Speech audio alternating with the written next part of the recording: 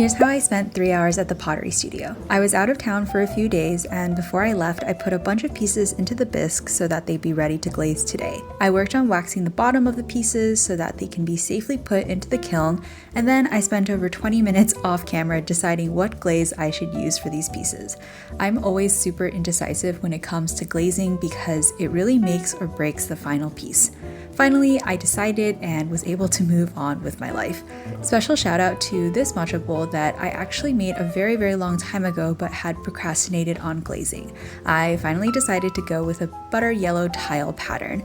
Going to let the underglazes dry for a few days on this one before I apply the clear coat because I have spent way too much time on it to let my impatience ruin it at the very last step. Anyways, after glazing, I worked on throwing some more dishware with the new clay that I bought.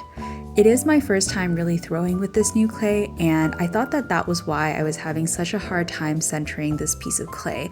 But nope, it turns out that I just wedged it super poorly, so there were a ton of air bubbles. Lesson of the day, the wheel knows when you're rushing, so just don't do it. All good though, because my second attempt turned out way better, so things were looking up at the end of my studio session. Thanks for watching, see you next time.